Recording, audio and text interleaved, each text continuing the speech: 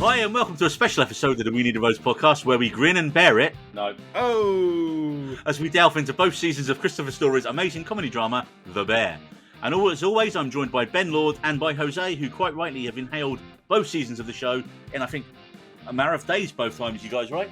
That is correct, yes. I watched it when it like dropped straight away the first time, but like it was, I couldn't put it down. Yeah. Now, guys, in no more than a few words or one sentence, I want a few words to describe The Bear. Jose. 3 words I wrote down: food, stress, character. Ben. I went with anxious, gritty, and slow burn. Nice. I went with tense, sublime, and real. Ooh. I think I may have been watching Barbie when I wrote these notes. That's why Sublime made it in there. So look, we're going to be getting into all the spoilers of the show so far. So if you haven't watched it, what you do and listen to this, go watch The Bear and we'll be here in about 10 and a half, 11 hours odd time. I think. Yes, just pause, put this to the side, and then watch The Bear the whole time. Or leave it running and then play it again so we get more downloads. That's also very cool. Actually, yes. Just take off your headphones. That's all you got to do. Exactly. Go watch The Bear. Come back after each episode and then reset the podcast as well, though. Man, you guys are thirsty today. Jesus.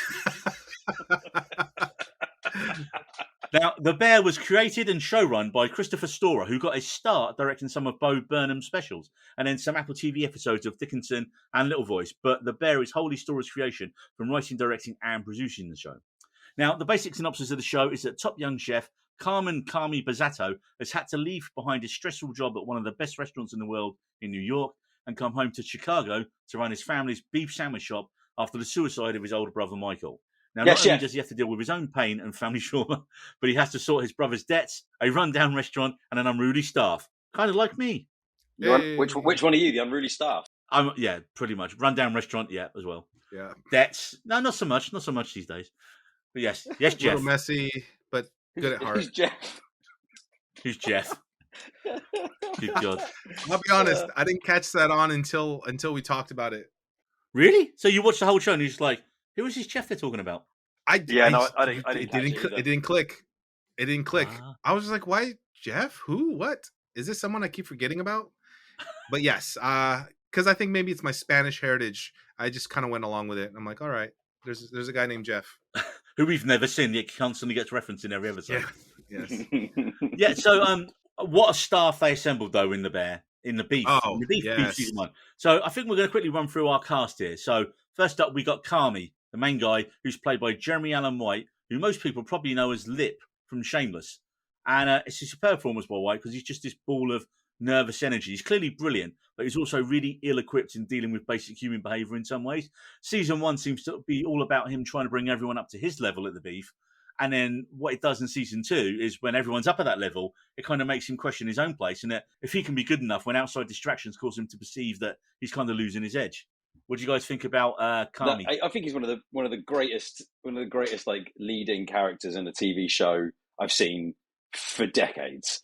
Like he's Really? pure. Yeah, he's pure and honest, and his character is just like it's phenomenal because he's that guy that's got like it's like Neil said, he's got this like incredible gift and this talent that is just like that has been honed to almost perfection. But he doesn't. He also believes that other people can be as good as him, but like he also doubts himself constantly, and that's something I really like. I really connect with because no matter how good I do in like my career, I always feel like there's someone better and stuff. So like it really resonates, and I think that being honest like that in a TV show is really difficult, and it's really difficult to portray it. And I think he does such an incredible job that like he's one of my favorite performances, like of well, definitely the last 5 years. Amazing.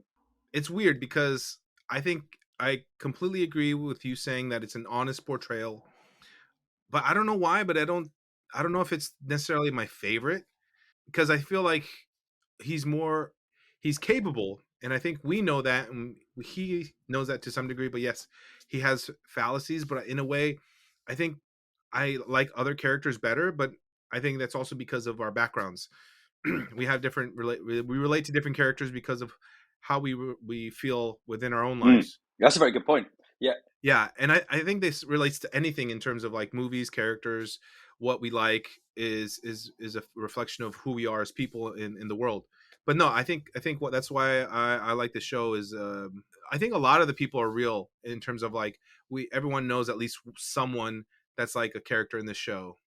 I think that probably comes through from the writing. Yeah, I think like Mm-hmm. Storer, he knows these people in real life, right? You know, he knows that person who's acted that way, or he knows a character like that, which is, you know, that's what all the best stories and all the best writing always comes from personal experience. So he's clearly known people who are like these characters, and he's just like written it all down and went, right, just change your name to Kami as opposed to, you know, Dave. Yeah. But Although I have to It's admit, inter- I didn't watch Shameless, so I don't know what Jeremy Allen White is like outside of the show. no, see, I started watching Shameless, the American one. It was really good, but then I realised there was also 12 fucking seasons of it, and I was like, I haven't got that much time. A friend of the pod, Charlie Gallagher, swears by it. He thinks he loves it. He's watched the whole 12 seasons of it, and he like that's the second he realised it was Lip from Shameless was the main actor in this show. He's like, right, I'm going watching a bear. I'm going to watch it, Okay. and yeah, he just thought he was spectacular in it as well. Right, next up we have to obviously mention Eben Bus Bacharach, who's having a hell of a year because he rocked up in Andor. What else was he in? He was in someone else that we watched. Was recently. he in Andor? Yeah, he turned up for a few Holy episodes in season 1. crap! I don't even think I recognize him in that.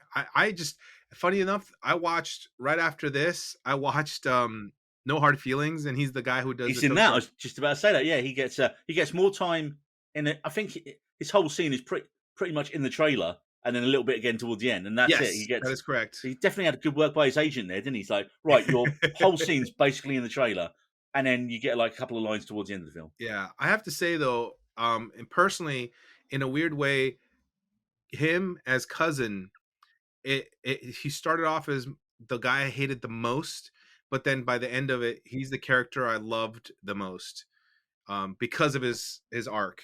Yeah, I mean, as we say, Ebon Bestmacher, he plays Richie, who's Carmi's brother's Michael's best friend. And like you said, Jose, he's just an absolute prick in season 1. Like he tries to front like he's in charge, and he just clashes with the staff all the time. Most of all, Ao DeBerry's Sydney. But like, it's brilliant because he's totally threatened. Like he knows it's Yeah. almost like you can see like his time is up because he's got this kid that's just come in who he knew as being like going off to like, you know, culinary school and being this like whiz kid, and he's run this, like, you know, he's run the family business almost, quote unquote, like for the last X amount of time. And not only does he feel threatened, but he also feels like he's being undermined. It's like, well, what the fuck was I doing here for the last, you know, 5 years running this place? Well, you know, this kid just comes in and everyone thinks the sun shines out of his ass. So he's like, you know, yet again, it's really honest writing and really like well depicted, fleshed out character. Before you even meet him, he's got demons, and like you can really get on board with that because everybody's like either like done a really good job at something, and then someone else has come along and gone, well, actually, like, why don't we do it like this? Everyone then, you know, gets on board with that guy's idea, and like, I like it's just really well written. And I think like, and I feel like it might be going back to what you were saying about, like, you know, write what you know. Like we were like, both me and Neil were nodding our heads, Jose, when you were saying, like, you know, like it's like you know these people, and you like they've been written from a place of like like, sorry, not that they've been written from, but like like they resonate with different people for different reasons. So like, Yeah. So and yeah, and like going to Neil's point about writing what you know, like it all makes sense, and it is like these actors have walked into these fully fleshed out characters that have like really good depth and true backstories. So again, back to my point, which is like you can definitely like just watch the bear. You can watch any episode of this show, and one of those characters will resonate with you. And it might be a different character every time, but like 9 times out of 10, it's going to be like, you know, that person you feel that draw to. I mean, I think we'll talk about Richie a little bit more later because, like I say, his arc from season 1 to season 2 is just superb, man. Like he really redeems his character, and like you say, he becomes a massive fan favorite by the end of it. Next up, we got Sydney, played really well by Ao Adebari, a talented but inexperienced chef who takes the job at the beef because she wants to learn from Kami and recognizes how good he really is and what an opportunity it is going to be for her to learn from him. I liked her a lot, and I was actually kind of cautious going into the show with her character because I'd seen her in a Vanity Fair roundtable interview of women in TV shows, and one of the things she had mentioned of her fame from the show is a lot of people coming up to her and in a way complimenting her by saying how much they hated her character. And so I was honestly expecting her to be more of a villainous role, but what it is just that it's her inability to be patient with the main character, and she oversteps and kind of like is just trying to be pushy. But because I know what the character was coming from, I personally didn't have that not disconnect, but like I understood where she was coming from, so I didn't dislike her. But I could see why other people were like, "Oh, she's being so pushy. She's trying to distract him." Especially in the second season, it's almost like, what are her motivations when she gets jealous of this other character? I didn't know if you wanted to mention it now, that part. Yeah. I mean, I suppose that's kind of one of the things, isn't it? Like, I think a lot of people were hinting, oh, you know, it's in its sort of standard, comedy / drama. There's always like the characters like in relationships, and you're thinking, okay, it's that whole thing of who's she going to end up with, and yet Mhm. I don't exactly. Exactly, it's that kind of, and the show just ignores it. The show doesn't really care. Mhm. It has like a subtle hint because as you watch season 1, you think, okay, perhaps her and Marcus, played by Lionel Boyce, who's the Yeah. chef, he's the beef bread maker turned pastry chef, who's mentored by him, and he's kind of like the calm character, a lot of time, and they kind of Mhm. have I wouldn't even call it flirtation. They just hang out a bit, and that's it, really. They've just got But mutual then, Into respect. each other. Like there's like it gets to a point, and it like that bugs me. Like like the whole like it, and we've fallen into that trap as well. We've talked about two male characters, not mentioned like a love like connection. The second we start talking about a female character, it's like, oh, who's she gonna fall for? That's fucking bullshit, and we all know it. But like, it's like we are programmed by Hollywood in that respect, I think, and I think that like what's really important to remember is that like there are more emotionally fragile characters than her, like who need like a love connection to make them realize what the world is about. And Kami is actually probably one of them. But Mhm. to have her character be this like for me she's like the driving force and the heart almost of this piece, because like she's the one that Mm. truly wants it to happen. Like Kami's the one that knows that it can happen, but she's the one that's like, I want this to happen. And those are two sides of the same coin, which I think is really, really interesting and a much more interesting dynamic. And I was really shocked when you said, Jose, that people didn't like her character, because like I thought she was phenomenal. I thought she was really, really good. Like if you don't mix it up a little bit, then you're just watching a documentary about boring stuff. Well, yeah, it was really interesting because I think it really all does come back to connecting or what did I say earlier? Understand the characters and what their identify with the motivations are. characters. Identify. There we go. When you identify with a character like that, you understand. Oh, she's just trying to push Carmen. Like, but if you don't understand where she's coming from, she just seems very pushy. So yeah, it just makes a lot of sense.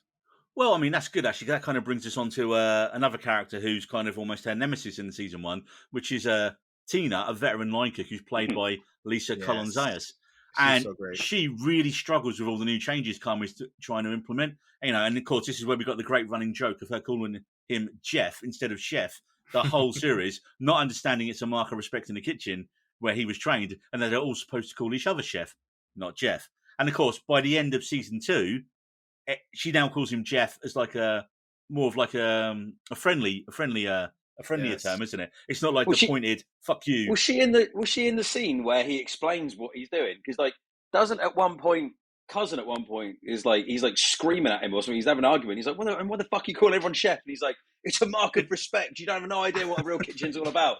I don't think she was in the room, but I think everybody else was, and they all heard it and they all go, Okay, Oh. oh. So like I when didn't she does realize that. that callback, when she goes, because she ends up going to culinary school, didn't she?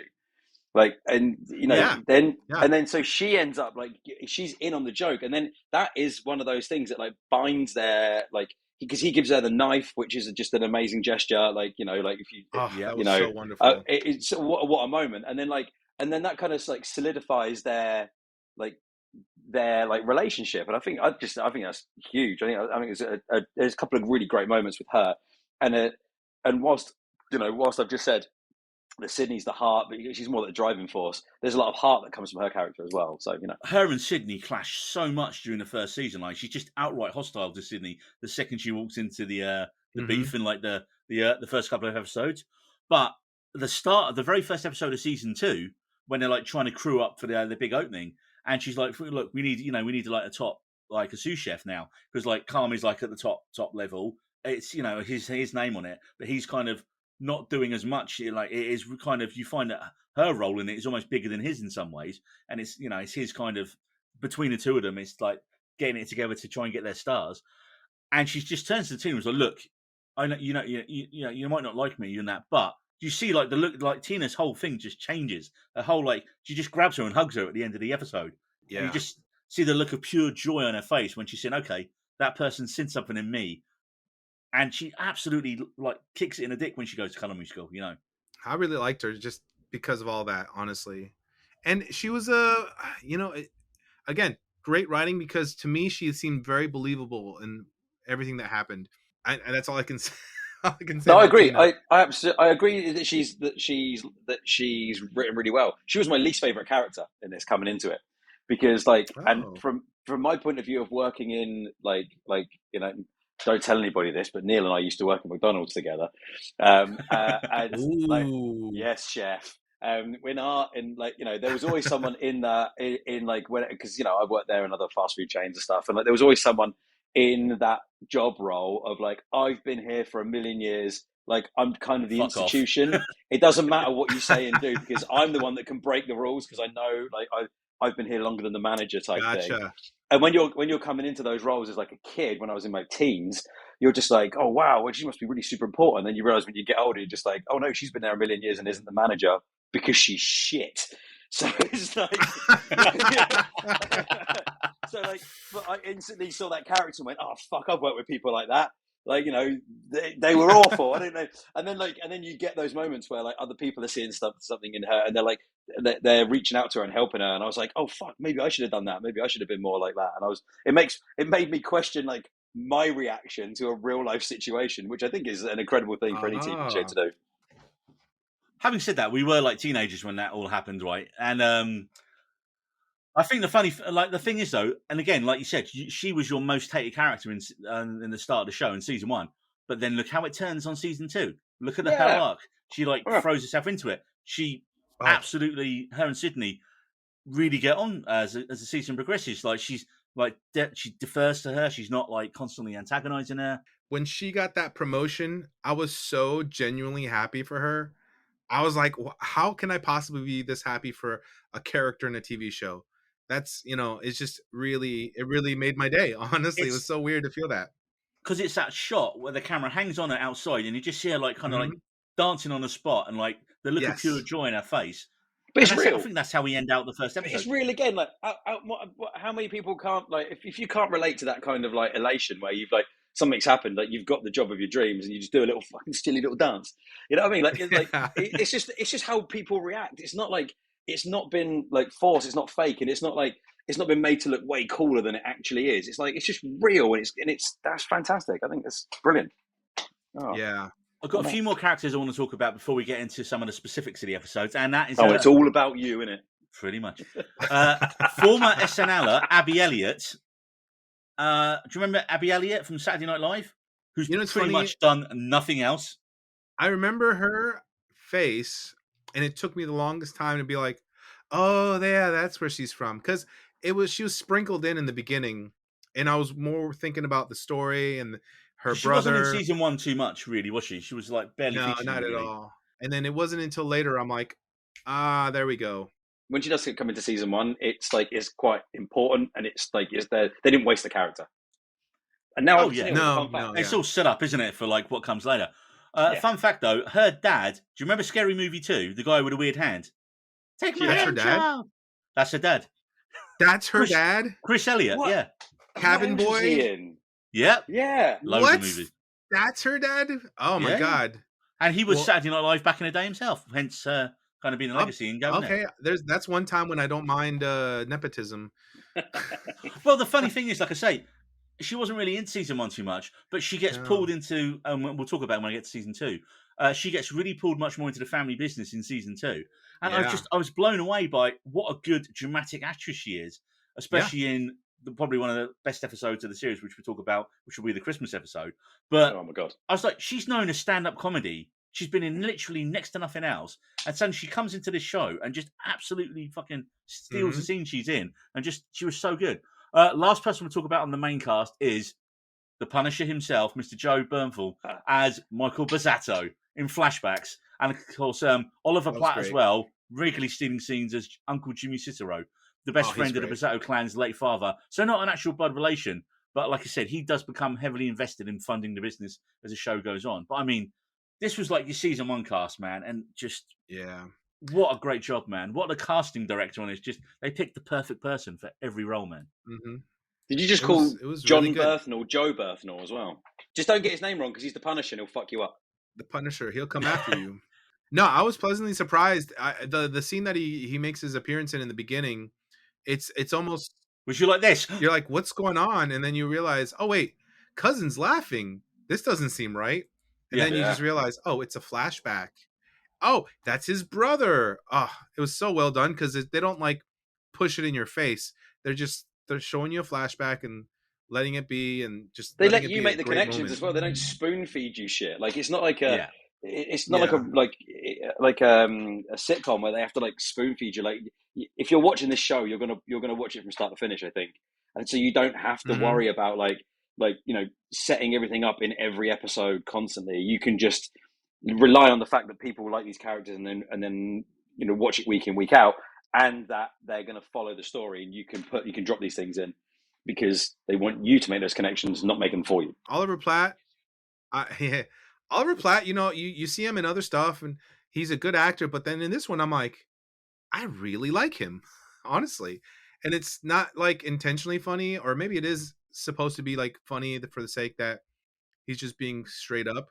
But I thought he was a really good, dramatic, funny actor. As we said, season 1 was basically Carmy trying to get everyone up to his level and struggling, and just everyone arguing with each other, and that pressure cooker tension of the editing and the pace of the show was breathtaking. Despite being a small paddy-run sandwich shop in Chicago, the way the show was shot, edited, and directed made it feel like every fight and everything that went wrong, each episode was absolutely the most important thing in the world as it happened.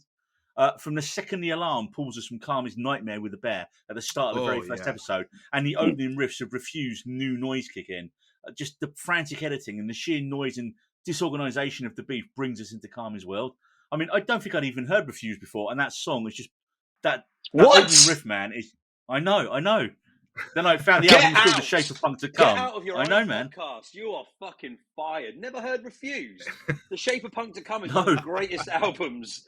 I mean, you call yourself. Well, I know that now. Fan. Oh my God, you are in so much very deep, serious trouble, young man. Neil, you have to turn in your band card because you are no longer a musician, Neil. Yeah, go and cut the strings of that guitar. Just for those of you that aren't watching this as a video, Neil did try and show us his guitar, but he's not allowed to anymore because he's been fired from any kind of musician type union for not knowing who Refused are. I don't think I paid my dues, to be fair, man. So they're probably quite apt in doing that.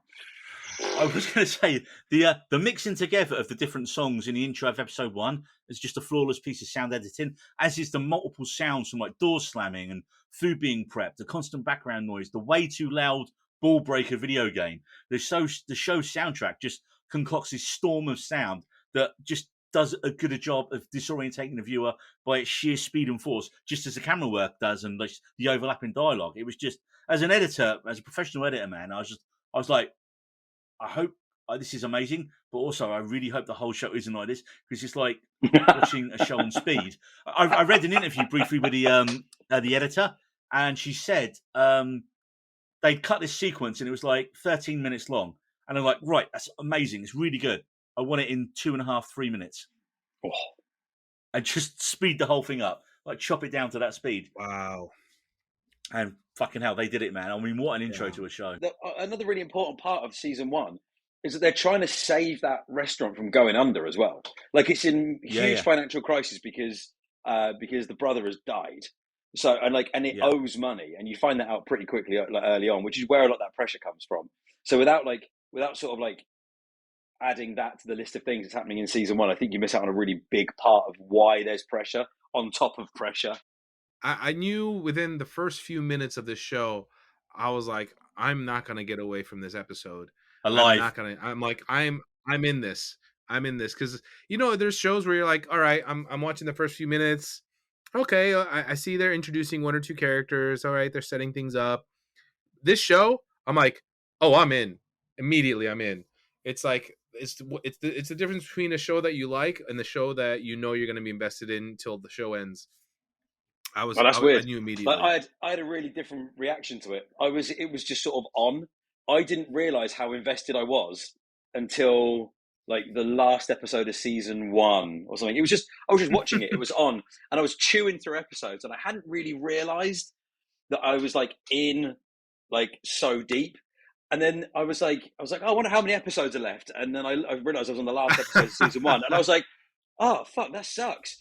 That episode finished, and I was like, when the fuck is season 2 out? Like, and I was really, really bummed out. And I said this to my girlfriend the other day. I was like, yeah, I didn't. It snuck up on me. Like, I got to the end of season 1, and I was gutted that there was no more episodes. I think maybe I'm more just aware because of the fact that I don't really just casually watch TV. I watch everything through streaming. So when I sit down to decide to watch something, I'm aware that this is going to take up my time. And sometimes within an episode or two, I'll know if I'm going to keep finishing the series or if I'm just going to stop and move on to something else.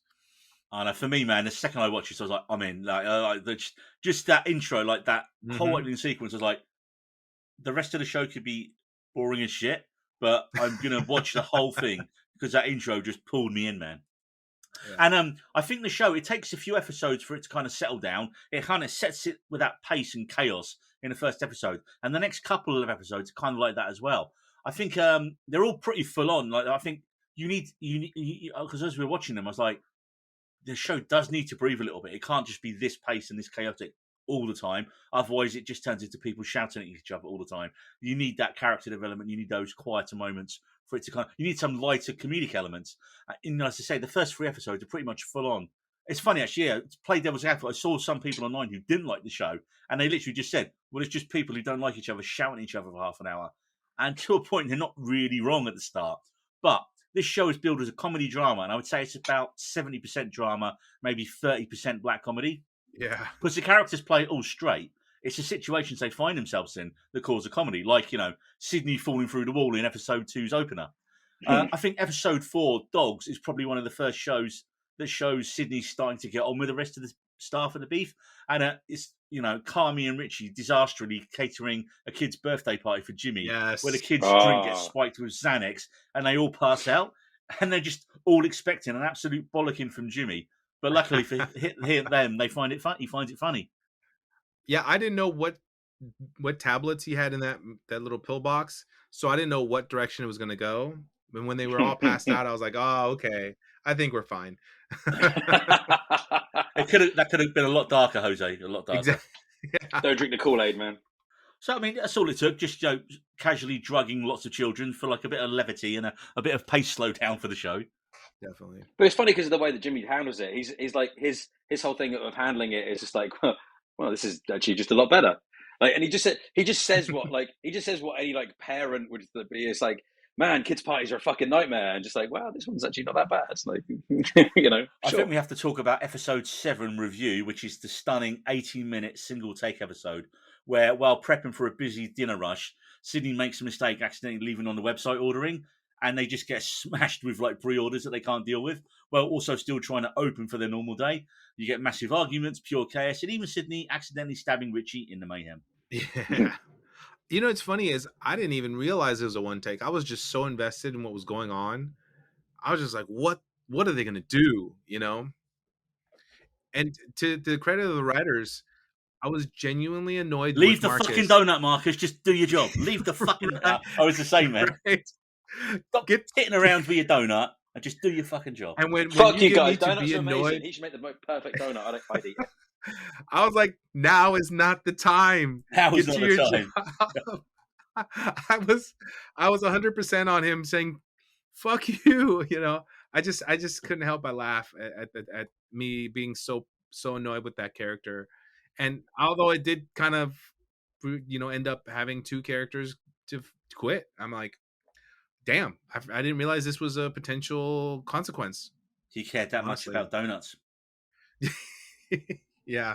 As should we all. I think in the next episode or the next 2 episodes when they both came back respectively, that Carmen wasn't 100% at fault. Like, yeah, he could have been a little bit better about it, but they weren't really 100% in the clear either. That's what season 1's about. It's about Yeah. Barmy trying to train everyone to get them up to his level of service and the way he expects a kitchen to be run. Yeah. But it's also about him learning what it is to work with people that aren't at his level. Like it works both ways. Like he's like everyone's trying to fit with everybody else, and they're just like they're all different shaped pieces of jigsaw, and they're all just trying to fucking jam themselves into each other. It's weird. That's a weird analogy. Did you notice the cameo when you have the flashbacks to him in New York? Who his head chef was in New York? Yes. Oh, yeah. Joel McHale. Jeff Winger. It took me a second with that first one where he's like in his ear and saying you're too slow, and I'm like, wait, that guy? What? Oh, that's Joel McHale. That's awesome. No, that's Jeff Winger. He'll always be Jeff Winger. Jeff Winger. Till he does something else that doesn't get cancelled after one season. 6 seasons in a movie. Come on. 6 seasons in a movie. It's coming. It's coming only soon. A movie left. That's all. Well, I was just going to say, like, for me, like that was my least favorite casting. Like, I love Joel McHale. I think he's fantastic. I just didn't like him in that role. I was like, well, him playing that, but he doesn't. I don't know that he plays the dick. He like overplayed it for me, and I was a bit like, yeah, I don't know, man. Like, I know you in so many other things that you're phenomenally good in. Like, I didn't really love his X-Files cameo, but like I got. I didn't see that. So he's in the new season of the X-Files as like some like government guy, and he's like it's okay, but for me, like he wasn't. Like he's the smart mouth, he's like quick-witted and he's funny, and you don't get any of that from this. So I saw it and I was just like, he's just playing this shithead. I was like, anyone can do that. Like, you know, like why does it have to be Joel McHale? I didn't actually hate him. No, I know you're supposed to hate his character, but I didn't hate him. Yeah, that's it. And I was just like, it didn't. I don't know. I can't think of anybody better off the top of my head. But at some point in this podcast, I'm going to shout someone's name out and go, "That's who could have done it better." I'll be honest. Yeah, I'm thinking Joe McHale. I think Jeff Winger. And when you think Jeff Winger, he just motivational speak.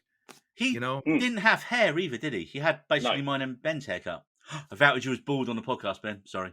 Yeah, it's okay. I've outed myself as bald in real life way earlier, so it's fine. Let's address the other cooking film in the room, and also another one that is very similar to The Bear in terms of tension and escalating chaos, which was the British 2021 film Boiling Point, starring the brilliant Stephen Graham.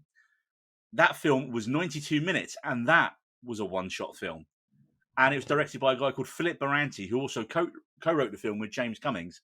Now, what came first, the Bear or the Boiling Point? Well, Boiling Point came out in January 22 in the UK, and The Bear premiered in the States in June 2022. But they must have both been in production or post-production around the same time. Having said that, I think The Bear made the bigger international splash. However, since the success of Boiling Point in the UK, it was nominated for 4 BAFTA awards. The BBC have actually commissioned a sequel series starring Graham as his character from the film, and it's got the same creative team from the film, and it's going to be really interesting to me to see how this progresses, because how thematically similar is it going to be to The Bear, or are they going to just take the story somewhere else because, well, of The Bear, or just they had a different idea in the first place? I mean, it was funny because when I was saying about the whole one take thing, they actually shot it during COVID. Right as COVID was happening and shutting everything down. And they had the budget, because it was like a really small budget film. And I think they had the budget to shoot it 4 times. Do 4 takes. Wow. That was it. Oh, wow. And they did one and it was fine. And they did second and it was good. And then they got shut down and never got to go back and do the other takes. Oh, wow. So, yeah. And like, they were basically, I read an interview with the director and he said, basically, if Stephen Graham hadn't just given me like 2 spare days, film would never have been made. Wow. And now it's going to be spun off into its own show. Have either of you guys seen Boiling Point? No, but now I really want to watch it. It is on Netflix, I believe. I've wanted to watch it for a while, actually. It's been on nearly every flight I've been on like recently, but I've always found it like when I've got 30 minutes to land or something, I'm like, I'm not going to start this movie because I've heard such good things about it as well.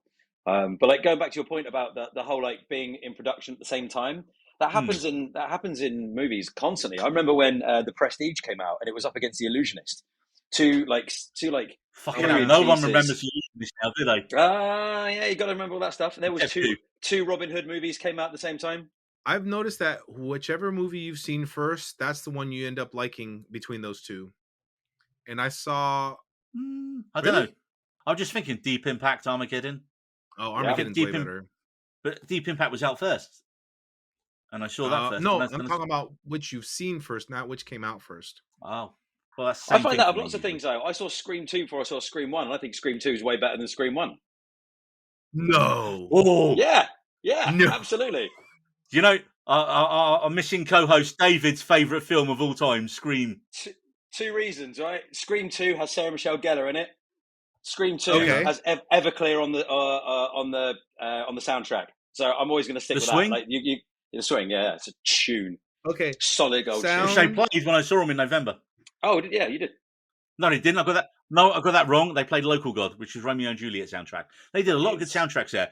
Anyway, we'll let Jose get his point because we're talking about music and Everclear. Sorry.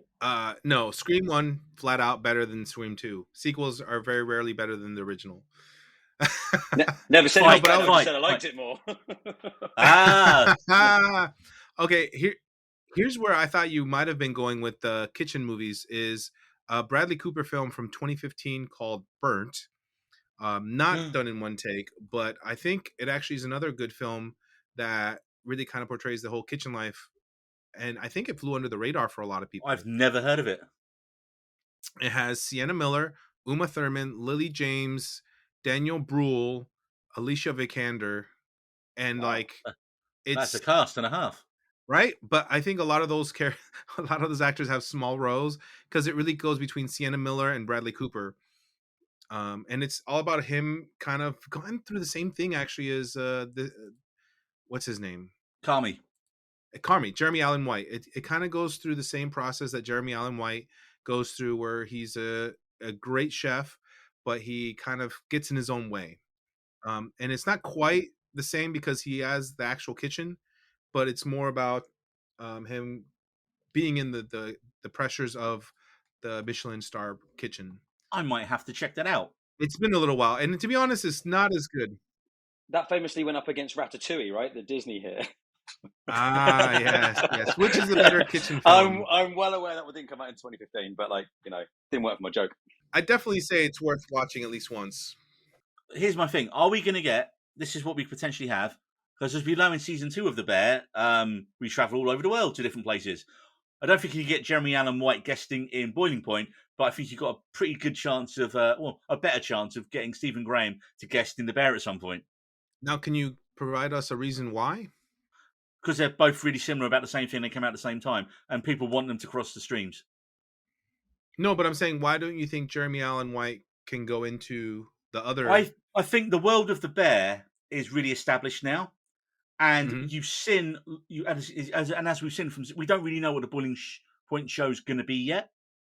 What the story is going to be? Is it going to be just concentrated on a restaurant? Are we going to have, because the whole film was one take in the restaurant on that night, yeah, so you didn't see any of the guys' home life or things like that. Obviously, what is the format of the show going to be? Are they going to just? I wouldn't mind if the format was literally just a different night at a restaurant each time. That would be quite a cool format, and you don't see any of the outside lives. I think that'd be quite a different way to differentiate it from The Bear. But I think you could easily have the bit where, like, a character is in London for something and they bump in and they go to his restaurant. It could easily happen. I see that. Oh, can't they do a flashback episode where they're both being trained at the same culinary school? Joel McHale's just shouting them both. Joel McHale can shout. Stephen Graham goes full scouse and just starts nutting him. I mean, that might be a little further than I was thinking. However, who doesn't like a good headbutting in a TV show? So, as we got to the end of season 1, it was basically said, as you quite wrote, the whole kind of thing was they were basically trying to stay in business. And wouldn't you know it, in a lost hidden tomato tin, Carmy finds all of Jimmy's missing money. And upon finding this, Carmy decides to close the beef, but reopen it as The Bear, coming soon, which obviously sets up for season 2. Now, when season 1 ended, where did you think season 2 was going to start from? Well, I have to say that I knew a little bit of it because of the trailers leading up to season 2. So I knew that they were going to do some episodes of repair, but I did not expect the entire season to be the repair. The renovations. Yeah. There we go. Not starring Jeremy Renner, although also on Disney Plus. I thought it was going to start where I kind of like. Well, I hoped it was going to start where they left off. Like, I really, because there's so much of that story still to tell. I mean, like, not only did like John Berthnall's character like owe Jimmy all that money. Like, so the weird thing for me is like, so hang on, you can just get everyone out of debt by just giving him all of that money. Like, okay, that could be a thing. You could do that, I guess, and then you could just borrow it back and like make But then like, he goes like he starts opening cans and finding more and more money, and he's like, well, I guess we're just going to like renovate the restaurant and make the bear, which is excellent as well. Like, and like I say, I'm glad it started where it started. I really wanted it to start where it started. So I got on my dream came true. But it's just dawned on me, why didn't they just pay off Jimmy and then not be under the thumb for someone and then earn their own money? Because I think if they paid off Jimmy, they wouldn't have been able to afford the renovation. And it wasn't just like, because like they have that scene, didn't they, in like the start of season 2, where he's like, "Wait, so you got my money? Yeah, but we're not giving you back, and we want more money off you." That's it. Yeah. Mm-hmm. So that led me on to where I was in this point that I was literally like, I confused myself. I was like, hang on, they could just pay him off. They could just pay him back all that money, and then any money they earn moving forwards from that is their own. That like surely that they wouldn't give them enough money to raise it to the level they wanted to. And then when they go and see him and they're just like, we've got your money, but we want more. I was like, oh, that's fucking brilliant, because now everybody's on the hook. Like, it just draws so many more characters into like the success. Every single character is now hooked on the success of this restaurant, which is fucking excellent. I got to admit, I thought it was going to start with the opening night of the Bear. I didn't even think it was going to be around the renovation. I thought, we have the opening night of the new restaurant. You get that same kind of tension. But then as the episodes started going by, I didn't know the whole series was going to be just about the renovation.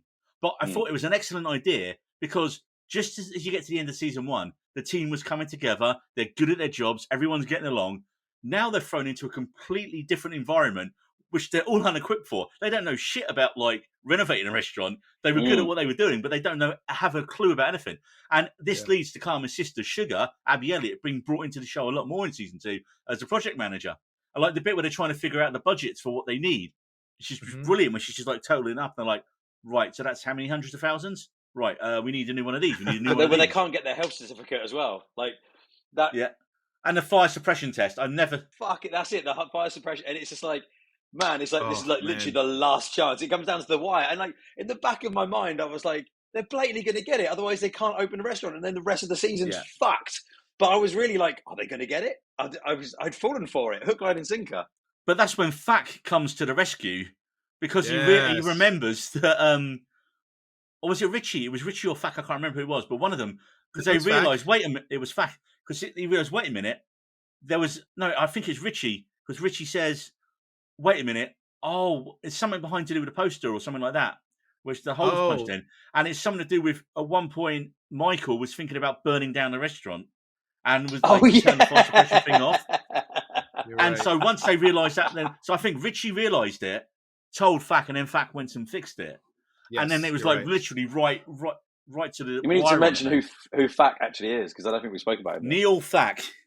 Maddie Matheson. Mm-hmm. Which, are we talking about season 2 now? We could talk about whatever the Fak you want. Okay. Oh, Neil, that was phenomenal. Well done. I thought Maddie Matheson as Neil Fak was pretty good, and he was sprinkled in just enough. Pretty good.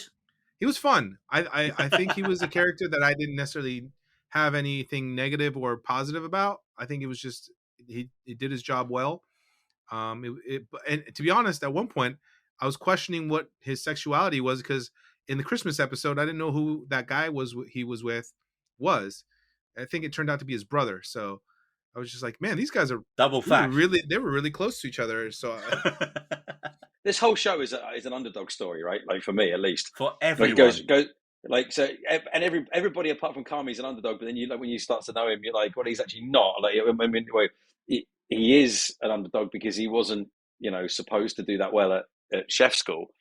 But like, when you look at the underdog story, like, everybody's got their arc, but his is the most, like, Fax is like the most obvious. He goes from being like the handyman who they don't even let go to family dinner, to being like, like, what? Like, does he end up being like front of house? The front of house at the maitre with Richie? d'?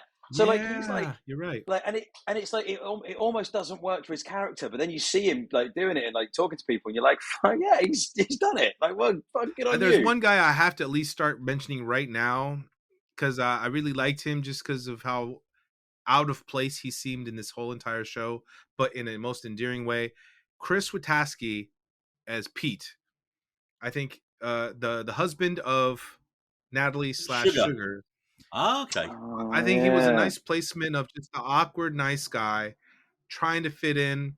I didn't know where they were going to go with him, and I think they were smart that they just never made him like step up, especially in season 2 at the end when he saw their mom outdoors outside, and he didn't just magically know what to do. He was just there trying to get her to come in, and for his little bit of growth, he just kind of let it happen.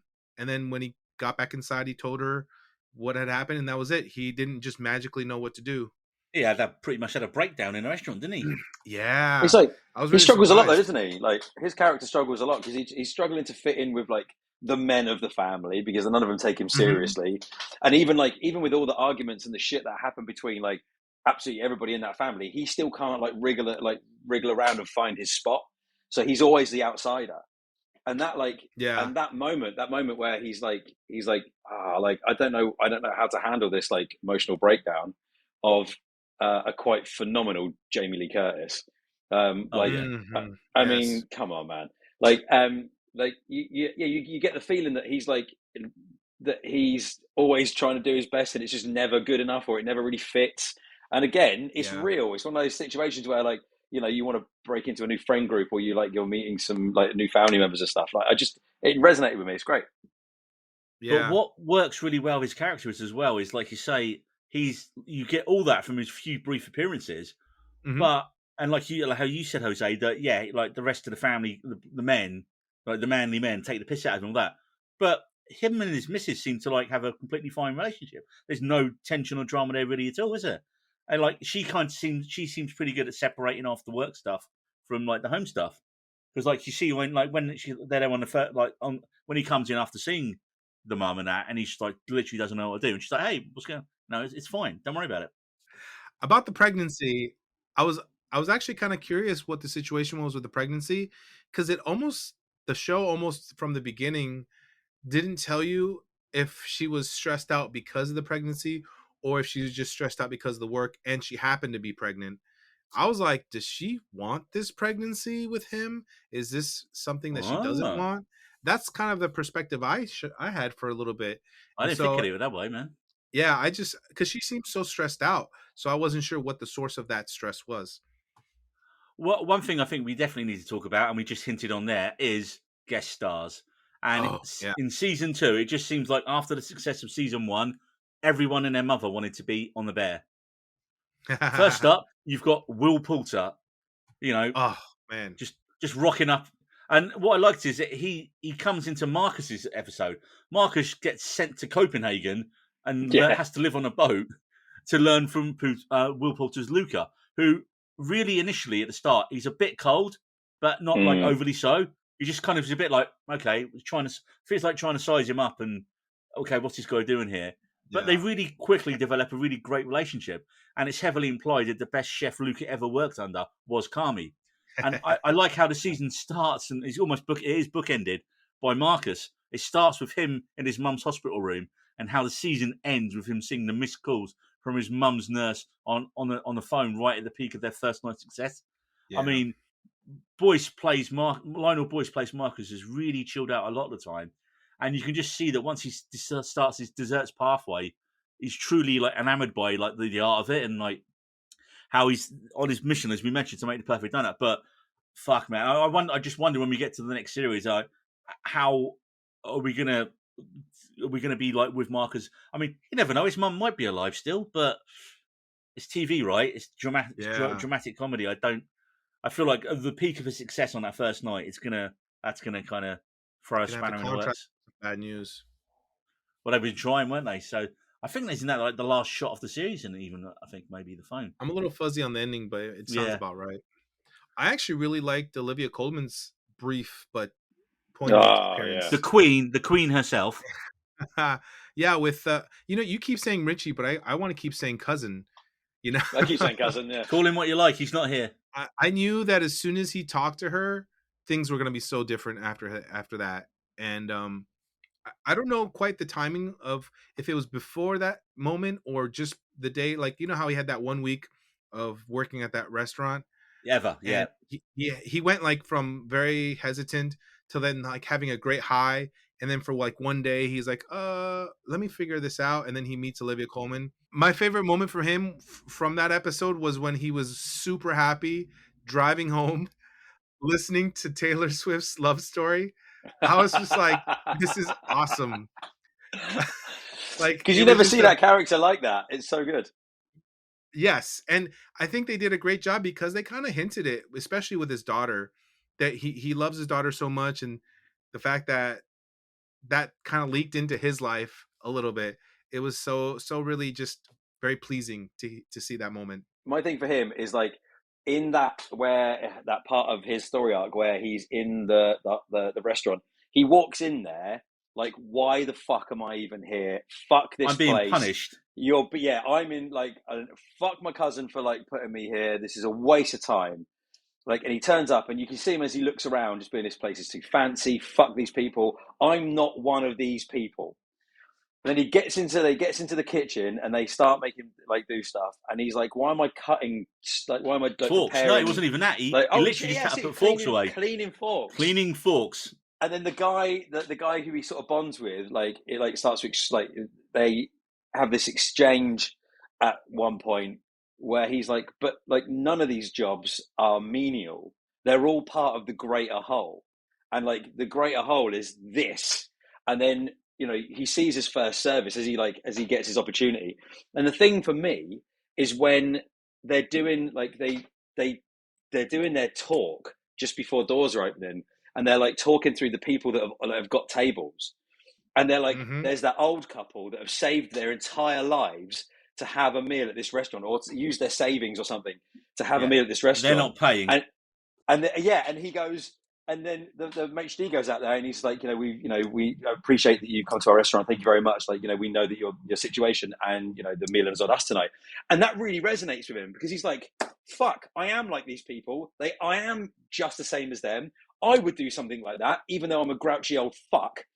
Like he, like all of a sudden, he gets this moment of like, I could do that for people.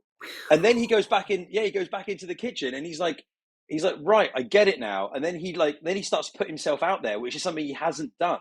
He's never put himself out there. He's hidden behind this wall of if I'm just this fucking tough guy, no one's gonna fuck with me. Like, all right, I run a sandwich shop, but like, who gives a shit about that? Like, I could be a tough guy anyway. And then he starts putting himself out there. I don't know if you were gonna talk about it, but the deep dish pizza moment. Oh, I like that moment too. Amazing. That was so good. Well, what I liked about it was, like you say, when like you said, when he turns up there, Ben, he's acting out, and he's like, he's resistant to that change. He's still season 1 Richie at that point, isn't he? Like, what the fuck am I here? They just want rid of me. Like they think I'm getting in the way. Blah blah blah. He's like, and like he doesn't realize it. And like it's when he has that chat with Chef Terry at the end, Olivia Colman, and she says, Carmi believes in you because he wouldn't have sent you here if he didn't believe in you. He wouldn't have wasted our time by sending you here. And like you say, when you see in season 1, what is Richie good at? Not a lot in season 1, but he is good at bullshitting with the customers when they come in. Yes. He's good at walking around and making rounds like a maitre d', like a front of house. And when and like you say, he starts with the forks. Then once he has that moment, like you mentioned, Ben, when he gets it, he understands what they're doing there at this place, and he can't believe like the level of service they're going to just create for the people who are coming in. And once that light bulb goes off, he wants to learn all as much as he can. So he's there watching the other maitre d' lady in the background, who blatantly hits on him, and he just misses it completely. Oh yeah, he just missed it. I was so hoping he would ask for her phone number or something. I'm like, come on, man. He was in the zone. He was there for the work. But it's not only that he was in the zone. It proves that he's that kind of. He's a bit of a. He's as socially stunted as everybody else. He just pretends not to be. And when you miss a social cue like that, like some people just don't see those social cues, and that's just the way of the world. But like when you see a character like him who's like so cocksure and just like this like I say, this like alpha, like miss someone hitting on him. Like you just go fucking brilliant. Like that's great. Like he's just he's faking it till he makes it, and it's also because he's so swept up in what's happening around him as well, and he wants to he's excited to take that back and become that version of himself at the Bear, which is again like that story arc, which is incredible. Yes. I mean, I thought at one point again he was going to blow it. Like when he's like, right, let me go out there, let me deal with him. I was like, oh no, he's going to push it too far. He's going to be too Richie with them, and he's going to and like the whole the table where the pizza and that. I was like, oh no, he's a bit too Richie here, and they loved it. And I was like, and he's like, okay, no, and he kind of learned to rein it in just enough that he didn't go full Richie. Well, he felt his way, didn't he? It wasn't like he was like. It wasn't like he was like he went out full Richie, which is a great term. He went out there and he felt his way because he watched everybody else doing it, and he pushed as hard as he thought was okay. And when people started laughing at it, with him, then he like pushed it a little further, and it was great. It was watching him test his boundaries, his new boundaries, which was I love that. Well done, Richie. Well done, mate. The only last thing we can really say about Richie is I wear suits now. I wanted to mention him because he's one of the guest stars I like that's not in the Christmas episode, because I know we're going to talk about the Christmas episode. Exactly.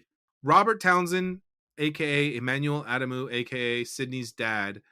I liked his moments. They were very subtle, but if anything, I just wanted to shout him out because he was Meteor Man back in the day. Meteor Man? I don't know if you remember. It's a 1993 film where he gets hit by a meteorite and gets special powers, and it's I remember that very much the 90s, and I grew up and it was like a very wholesome film by the end of it. And it honestly never heard of it, man. Wow. Okay, if you want to get some Man. nostalgia for 90s hip hop, I can almost see the cover of it in my mind's eye right now. Yeah, his color scheme was gray and green. One of the scenes near the end of the film when he kind of turns things around is he literally gets an area of the city, clears it out, digs up the ground, and then puts his hands into the ground and makes seeds grow. And then the next day people wake up to like huge vegetables in the middle of a city. And this is all like semi low budget, so it's not like the best, but it's just a really cool film. So MCU remake when? I don't know, but honestly, it could be due for a good remake. It could work with the whole green thing, couldn't it? So he's a superhero who the whole green uses thing. his powers. Go on with the whole green thing. What do you mean, global warming? Anyway, carry on. The way I understand it, it gets colder in the summer now, but warmer in the winter. It's fine. Nothing bad's going to happen from that, right? Well, if you want to look at the quick description. It's an unassuming teacher from Washington, D.C., becomes a superpowered hero and takes on the gang that has been terrorizing and then Are they called The Gang? That's a cool name. But it's just a really good cast of 90s black actors. Honestly, Eddie Griffin, Don Cheadle, James Earl Jones, Robert Guillaume, who you might recognize. I love the fact that you struggled at pronunciation, Jose, because me and Ben would not even attempt it. Yes, he's a famous TV show actor from Benson and other things from Soap. Oh, that's from like the 70s. This has been your Meteor Man spoiler special. Yeah, sorry. I got more off track than I expected. Carry on. I grew up watching a lot of movies in the 90s, and that's definitely one that hit hard for me personally. So we can trim that down later. So he at no point in the film does he go, "I'm Meteor Man, motherfucker." No, probably not the MF part. No. I mean, I forget. Can we curse? If you want to, I've never need. Of course we can curse, Jose. I've never stopped cursing on this podcast, Jose. Yeah, and I'm just a guest here. Well, there's no segue from that to this Christmas episode. Yes. Surely the standout episode with more guest stars you can shake a fork at. Yeah, clever. Loved it. And it's a flashback episode set 5 years in the past. And if you can imagine all the stress and volatility of the kitchen in season 1, episode 1, then transport that to a lovely family Christmas dinner. You're some way there to understanding the chaos of this episode. And let's talk guest stars. Off the bat, I think Jamie Lee Curtis can start clearing some space on her mantle for a Best Guest Actress Emmy Award next year as she gives a searing performance as Donna, the matriarch of the Bazzato clan, who just gets gradually drunker and drunker throughout the episode until she crashes the car through the fucking house during the end of the dinner. Amazing. It's just Yes. amazing. Like, not only did I not see that ending come in, like I watched someone go through a very real breakdown in that Christmas episode. Like the pressure of Oh, doing man. Christmas, also the pressure of being a mum to like two That lot. like chefs. Like, so she's cooking dinner for like someone who's like, two people who are incredible at cooking, and they're like hanging off her every word. She's feeling the pressure, and it's just like, and she's being attacked on like what she thinks is all sides when everyone's just trying to help her. Like, it's just like it is the quintessential version of Christmas. Like, we've all known that kind of like stress and stuff before. It's fucking brilliant. Oh, She's so good. As it starts, everyone keeps saying to her, "Don't ask her if she's okay." That's the trigger. Yeah. Don't ask her if she's okay. And of course, Sugar. you've got Couldn't help it. Sugar. This is her episode as well, man. I thought she was amazing in this, Abby Elliott, because I was just amazed at how dramatically brilliant she was in it. Because, like I say, she's known for SNL and stand up and all that, but she's heartbreaking here, man. Because she's just trying to keep everything together. You know that thing when you have the families and people are arguing. Is that one person trying to keep everyone from kicking Oh, off? yeah. She was that And then- person in it, and then she's the person who accidentally utters the wrong phrase. "Are you okay to a mum?" Which just sets her off on a drunken rampage. She's superb here, man. So good. There's not a bad performance in this episode though. There's no like. No, I don't Oh, think yeah. you can't. Bob But there's. Odenkirk and John Oh, Bernthal. come on. That moment with two people, someone's got to back down, but no one wants to be the bitch. yeah, You that's know? the most unforgettable scene in the episode. The seven fishes forks argument. Like I say, So yeah, good. Bob Odenkirk plays Lee. Yeah, he's Jamie Lee Curtis's on and off again partner, You're right. Boy who partner, Michael yeah. can't stand. And man, Who wins in a punch up then in a scrap between the Punisher and nobody? nobody. That's a good one. I was looking at that scene going, fucking hell, if they kick off, it's gonna be amazing. Like, Bethnal's gonna come out with guns blazing, but then nobody, like Mr. Nobody, he's gonna like throw up a bunch of like Home Alone-esque There we go. traps to fuck him up. So in that moment, I was like, who would win in that scenario? And of course, we all know the answer is John Wick. Hey. Keanu Reeves walking as another cousin. Hey, it's cousin. Yeah, right. Cousin. Yeah. I have to say, I really liked Jillian Jacobs' kind of little moment with her being the pregnant. Because she wasn't in season 1, right? She was mentioned in season 1, Tiffany, but we never saw her in season 1, did we? I think they did a great job of leaving her character open to season 2 and having the opportunity to cast her.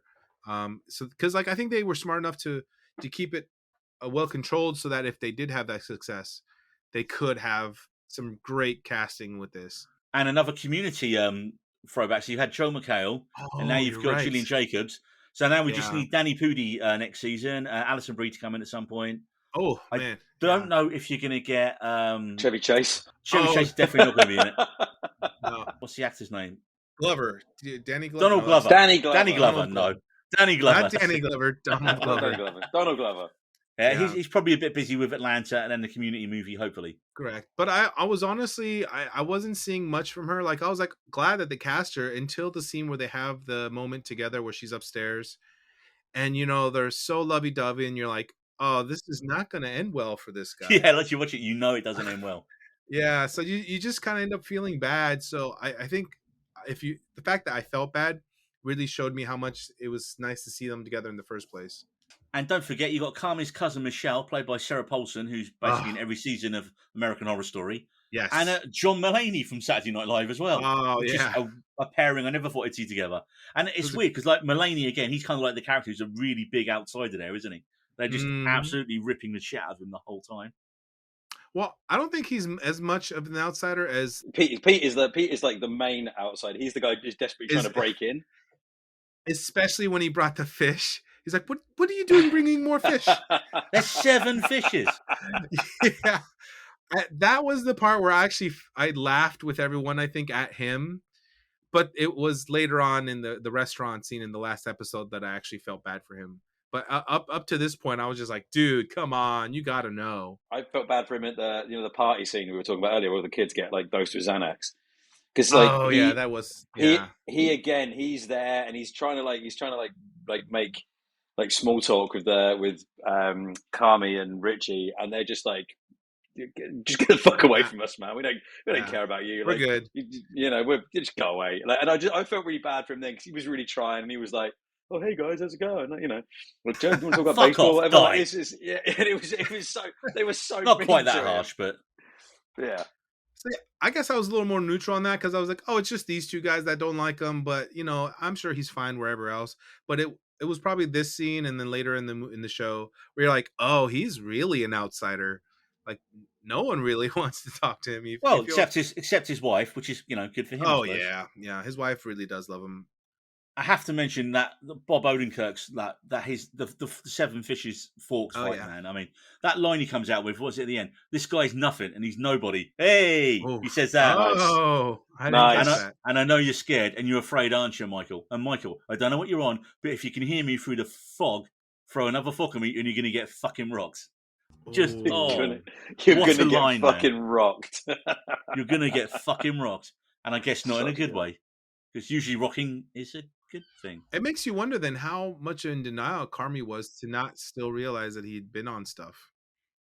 Yeah, I think Kami's trying to ignore it. Like, everyone's kind of ignoring it there, isn't it? And it's only like Lee who's like calls him on his bullshit, and Michael can't deal with it. Hence, saying Isn't he it's like? fine, yeah. Isn't Bob Odenkirk's character absolutely shit faced by that point as well?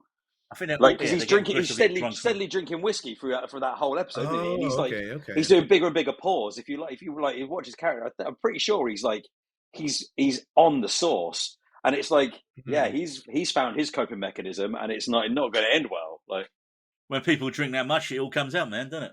For me, it comes back to like the first 2 or 3 episodes of the first season with Cousin, aka Richie. I really hated him, and I wanted Carmen to just punch him and fire him. But that's the thing is, you got to realize there's consequences in this world. You can't just get rid of him and then be like, all right, we got someone new. He has to deal with him because at the time he feels like he's necessary to the crew. Well, do you remember at the end of season 2, they bring in when they staff up the new staff? There's the other guy from Saturday Night Live who comes in and he gets fired for doing meth. He's like, I think we need to let you go. What, for doing a little meth? Yeah, for doing meth. The last thing on the Christmas episode, the music. It starts with the Ramones' Merry Christmas, I Don't Want to Fight Tonight, which you could not have picked. Oh, you've heard of the Ramones, have you? Bought the t-shirt, mate. Didn't see them, but just because you fucking work with one of them now. Oh, okay. CJ's lovely. But what a perfect song for the start of it, man. Oh, yeah. Knowing full well what's going to happen. Yeah, Merry Christmas, I Don't Want to Fight Tonight. And you're like, clearly, it's the most ironic song ever. But then we end with Weezer's The Christmas Song, which is about as minor key and downbeat as you can get. And it just, again, works perfectly with that ending, doesn't it? It's like, wait, Weezer have done a melancholy Christmas song. It's just, it just works so well, man. Anything that you do in that Christmas episode, it has to end exactly where the characters end. Like if you'd have put like I don't know, Shakin' Stevens, Merry Christmas Everybody in there, like it would have Slade. been yeah, like anything like that. The only way you could have played it off is like pure irony, and that wouldn't have worked well for the scene. So like, not only finding that Weezer song, having that as like the epitaph of the episode was fantastic. Right, the next thing we have to talk about is one other person we haven't mentioned in season 2, which is Carmi's new girlfriend, Claire, played by Molly Gordon, who bizarrely just co-starred and co-wrote the brilliant new film Theatre Camp. And as I was watching it, I was like, is that Claire from The Bear? Oh yeah, that is Claire from The Bear. And then also Sydney from The Bear is also in Theatre Camp in a smaller role. I was like, okay, so this is just like everyone from The Bear doing a... But anyway, I digress. Claire from The Bear. Yeah, Claire is a bit of a cipher in that she's beautiful, immediately into Carmi, she has a good job, and seemed pretty much perfect in every kind of way. But Carmi doesn't like the change she makes in him because he starts missing important work meetings with Sid and, of course, the fire suppression tests, which he seems to take more personally than anyone, although Sid does give him a fair bit of shit about it. Of course, now this leads up to the season finale, which is Friends and Family opening night. And, of course, everyone's massively tense because if things don't go well, they don't just lose a restaurant, they lose the restaurant and the land to Uncle Jimmy, who's going to collect. Well, one of the small things that Carmi has missed that he hasn't fixed was getting the fucking handle fixed on the walk-in freezer. And he gets trapped inside when he should be running things on his big opening night. Fortunately, who's the hero?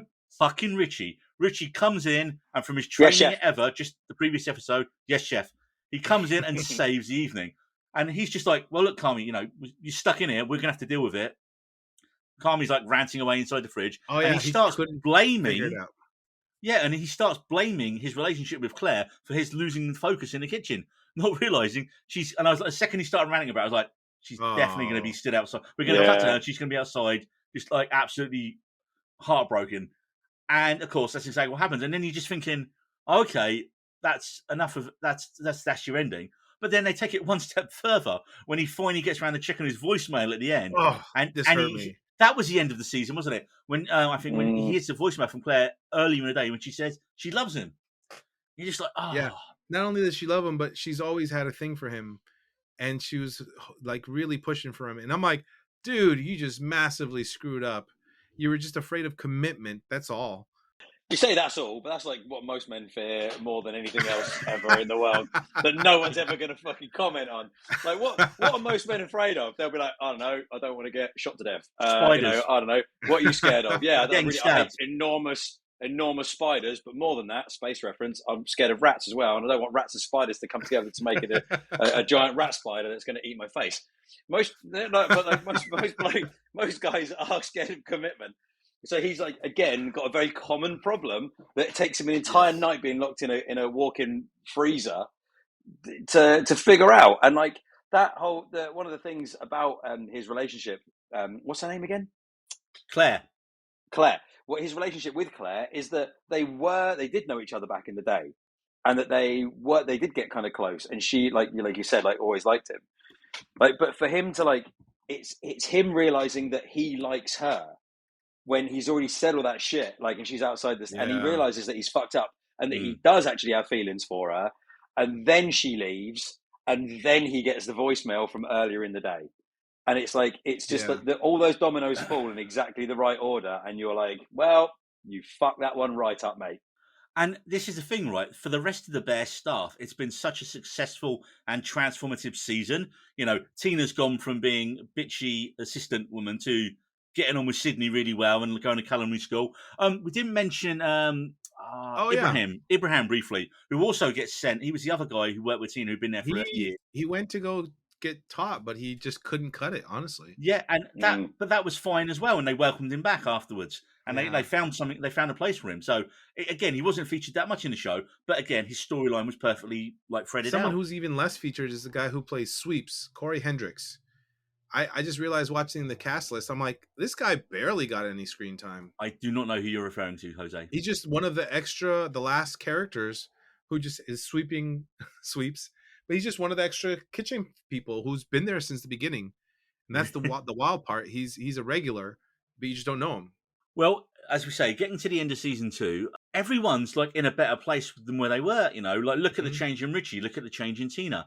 Ibrahim's found his place. You know, everyone's got their skills up. Sydney has like Marcus now is like with his training. He's like, you know, dessert wizard. Yeah, he's going to make that fucking donut next season. I guarantee you that, man. Hell yeah, he'll never make that donut.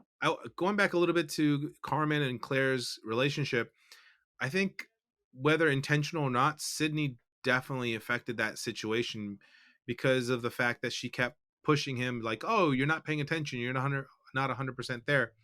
But I mean, I don't think it was really Claire's fault. No, that's the thing. Yeah, Carmen needed time away from the kitchen to actually decompress. But like that, all that other stuff with the door and then the positioning of the rack incorrectly, you know, something, I forget what was supposed to be on a shelf, but it was supposed to be on the right side instead of the left. That was another thing that I feel like he's like, oh, I should have known this better. But I think a lot of that was just regular stuff that would have happened regardless because he was busy. Claire just got unfair blame for it, and that's why he was really more reluctant to get in a relationship with her. Not maybe a little bit of fear of commitment because he couldn't even call her his girlfriend. But I think it was more just took him a while to do that. Yeah, I think it was just not. He was just unaware of that. He's allowed to have flaws. It's funny for me that every other character has gone through this journey and they're in a much better place when they are, except Carmi, because Carmi's got to that stage and just fucked it all, hasn't he? I mean, yeah, but like he's had this like he's been in this environment where he's been trained. That shit's been trained out of him. Like you literally get it with John McHale's character, where he's just like you have to like live and breathe cooking. Like fuck everything else. Your life, like the rest of your life, doesn't exist. So And he's come Carmen's in, using that as an excuse to but he's torpedo his also, relationship. but he also knows no difference because it's been taught, it's been like programmed into him. So yes, it's an excuse, and it's convenient, but it's also really the only thing that he knows, and the only thing that he knows, as well as anything, well, the only thing that he knows to that level is being a chef. So like he's brought expertise and like perfection into one part of their lives. They're bringing humanity back into his. So like, yes, it's an excuse, but he doesn't even realize that it's an excuse. Nice. He's in denial, even though he goes to AA. It's really interesting. He's getting help, but for the wrong thing sometimes. So that wraps us up on season 2. So guys, I have to ask, what do we think happens in season 3? Oh man, this can go in a lot of different I've directions. got a few here jumping off points here for you. Do we think we're going to go straight in after the end of season 2? Are we going to do a time jump straight into some chaos again? Does Kami do a runner? I'm thinking, for some bizarre reason, Buffy season 3, when she just runs off and goes to the city. Don't know how that got that link, but hey, is Kami barreling towards a fate like his brother? Is it going to get super dark, or is Kami going to accept his flaws and kind of get some mental health help like his brother needed?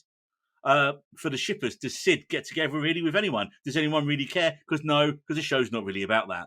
And do they make enough money to pay back Uncle Jimmy? And who else can guest star? We've covered that. It's Stephen Graham. We said Stephen Graham and Keanu Reeves. Keanu Reeves, that's it. Keanu Reeves. I think there's two ways this show can go. Maybe a short jump, or maybe a few months from the where the first season left off. And I think either they're doing really well, or they're doing really shit. I don't know. That just seems so obvious. But I know that there's going to be a small time jump. I don't think it's going to be like a year. But I don't know. It's kind of hard to say. Like, I wanted to say they're either going to do really well and something else happens, or because I don't. It just seems weird that they would struggle again, financially. I think something new is going to come along that's not related to the restaurant. Even maybe it's like more people come in, new characters, new actors, and they come in and create some drama within the crew itself. They split allegiances up. I wonder whether they actually do go straight in right to the end of season 2. So it's literally the same night as Kami's just fucked it. Because that would be a surprise, because we were expecting, like, we were expecting them with season 1 to go straight in for season 2. And they didn't. They did a jump and this is, the renovation is the focus of the story. So yeah. I think there's got to be a lot more focus. I think you both said it. It's got to be Kami getting himself right is the kind of main thing for season 3. Like I don't know, like I'd like it to carry on where they left off, because there's a lot of questions that they threw up that you could kind of they could dig into, like, what happens to Jamie Lee Curtis's character, what happens to everybody after that, like maybe it's the morning after and they're just like, wow, that was fucked. But my greater concern is that that everybody's character arcs have gone so they've been such a success. Positive. Yeah. There's they have to they're going to have to beat someone down. Like everybody is in a better place than when they first started, when we first saw him in episode 1, season 1. So except Kami is arguably, but is he though? Like, he's still an amazing chef. He's just he's just shit at people. So he's learning that. But he knows that now, right? So everybody's in a slightly better place. I mean, arguably maybe not Kami, but I don't know. Abby, my concern, the sugar. Yeah, she's in. I think they can involve the kid, maybe a new baby dealing with the stress of having a baby and running a restaurant. My concern is that everybody's transitioned. Everybody was the underdog almost, and now everybody's starting to win. That something catastrophic has got to happen. So Marcus being distracted by his mother's either death or downturn could be pretty bad. Oh, does everybody rally around him, and then the restaurant takes a hit? Who knows? I think that does Kami do a runner? Maybe Fak and Richie having issues being in front of house. They cause some drama. Maybe. Does Jimmy try and pull the rug out from underneath them and say I think I think it's going to be something Jimmy related, isn't it? He's going to yeah, you said you do this, but you haven't actually made as much as you do. I think it'll be something along those lines, won't it? Right, well, you haven't made as much money as you said you're going to make me. So now, do you think Claire's going to return? Do you think he'll go after Kami? Oh yeah, I think that like that arc has got to like fulfill itself because like the only way that like Kami becomes like complete in inverted commas, like is that he has a successful restaurant and a girlfriend. You know, like that's kind Mm. of where because he can't seem to balance the two.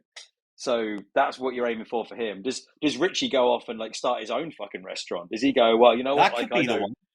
I know what to do now, and like I don't like the way that you're running it, so I'm going to go start my own restaurant. And he poaches staff, and then you get your two Yeah, competing restaurants in Chicago. over the road from each other. I don't know if Richie's the type And to actually. Richie calls his the beef. Oh, see that's not surprising actually. And then season 4, they get back together again, and they have a restaurant called the Beef and the Bear. Bear beef. You know, I wouldn't be surprised if something beef. outside of this group is what causes them to come together to overcome something new.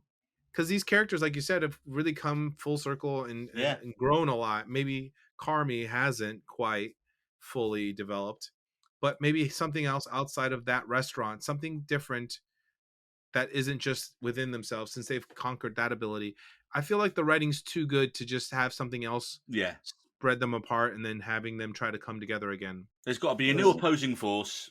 There's got to be a change in the status quo. Some characters are going to have to deal with some shit, and it's going to set things back.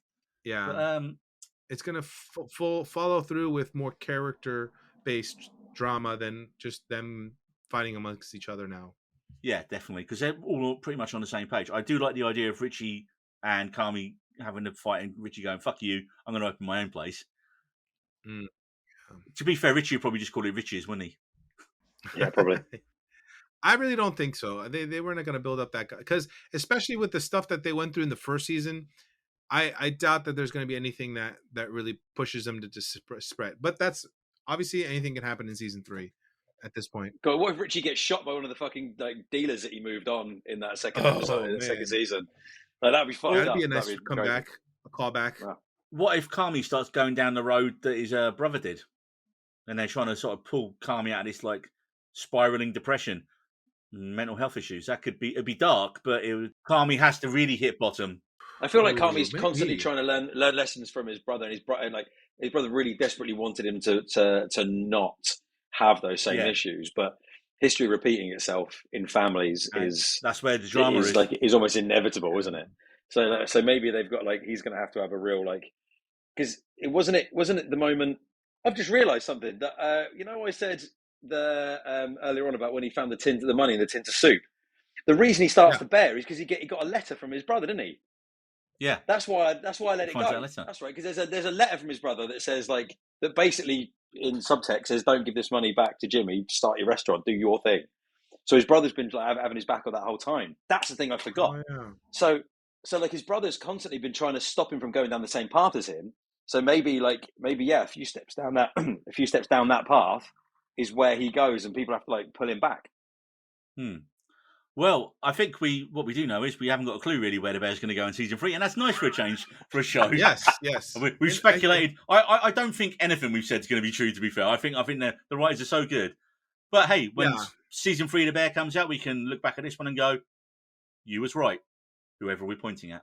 As per usual, the last thing I have to mention is how insanely good the soundtrack to this show is. Of course. I'd highly recommend the official Spotify playlist, which is over 4 hours long and has 61 songs on it. And, of course, highlights have to be New Noise by Refused. Who are they? Apologies, Ben. Strange Currencies by R.E.M., which is bizarrely become a massive hit for them on streaming now. About 12, I think it's like 12, 15 years after R.E.M. folded. But because of it being in the Bear, and it's been used a couple of times in the series, like almost like a recurring motif. And if you listen to the lyrics, fucking hell, man, they are spot on for like the situation and show where they are. I loved it.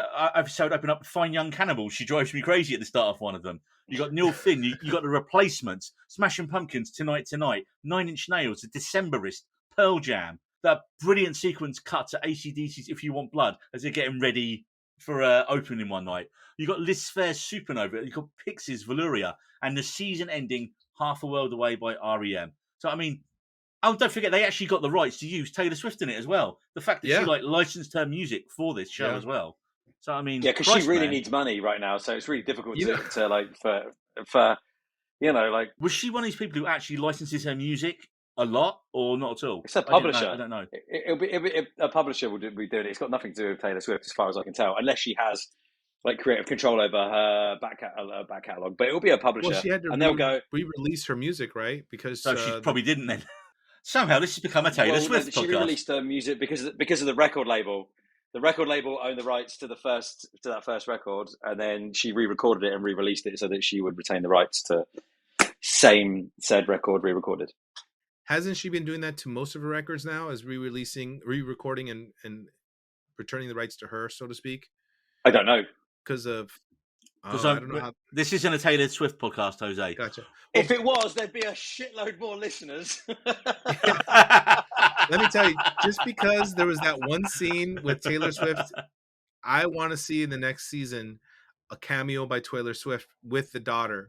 That's all I'm asking for. Even if they just go to a concert. Taylor Swift was in New Girl, man. She does cameos. Yes, I just want to see Richie take his daughter to a Taylor Swift concert and make her the rest of her life for her. You know, you want to. Taylor Swift's got to go to the restaurant and give them all free tickets. Yeah, it's got to be happy days. That might be a bit much.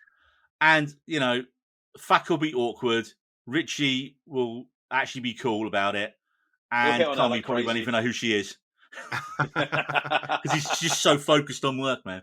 So we did also ask you what you thought about the bear, and admittedly I did put this up very late, so we only got one response, but that person is Next to the Aisle, and he said, I care about these characters, I want them to succeed and achieve, fantastic casting, soundtrack bangs. I bet he knows who Refused are. And well, I think that's the end of our bear special. If you enjoyed it, don't forget to like and subscribe on your podcast platform of choice, and give us a 5-star review on Apple and Spotify, as I believe that's something you can do as well now. Follow us over on our socials on Twitter @NeededRoads, and follow all of us on wherever we are. Jose, what's your socials?